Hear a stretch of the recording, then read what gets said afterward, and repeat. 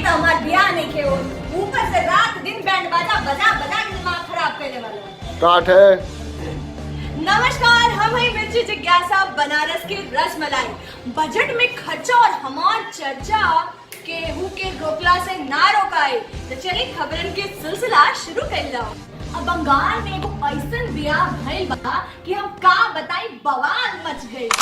लड़का जेकर ब्याह होत रहे वो कोनो कार और घोड़ी चढ़ के ना, जैसे अभी एक जना ऐसे गइलन ना घोड़ा चढ़ के, बल्कि रोड रोलर पर चढ़ के ब्याह करे पहुंचलन।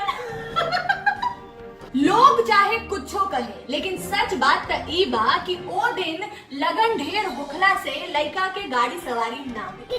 और तो और 2 साल पहले ही लड़का के जोन बड़का भाई के जोन ब्याह भइल रहे, ओमे बारात के दिन नजर उतारे के नाम पर केहू लड़का के नोट वाला माला नोच के भाग गई।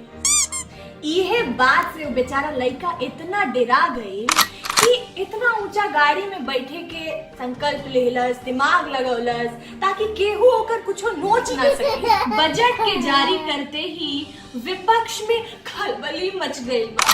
व्हाट्सएप यूनिवर्सिटी में पढ़ाई करके घटिया घटिया मीम बनाए वाला लोग खातिर खलिहर रत्न पुरस्कार योजना शुरू की गई बा।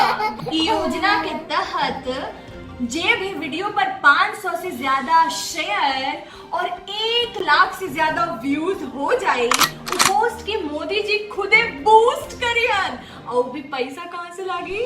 भारत सरकार के खजाना में से। साथ ही भोरे भोरे संडास में लोग मोबाइल फोन लेकर जाला, वो लोग खातिर भी अति विलंब योजना शुरू करी। जहाँ सोच वहाँ शौचालय अभियान के अंतर्गत बनल जा रहा जो भी शौचालय बा, उनमें वाईफाई की सुविधा मुफ्त में दिया जा रहा बा, ताकि संडास में अगर बैठे में काफी देर हो जाओ तो मनोरंजन में कहीं से भी कोनो कमी ना होके पाए।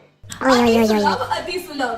तो ये रहे ई हफ्ता के फेकिंग न्यूज। बाकी हमारे वीडियो पर 1 लाख व्यूज रुआ लोग दिलवा के बस हमरा के भी खलिहर रत्न पुरस्कार से सम्मानित करवा दी, विजयी बना दी। इलाहाबाद रही, चाहे कलकत्ता या इलाहाबाद रही, प्रयागराज हो गया।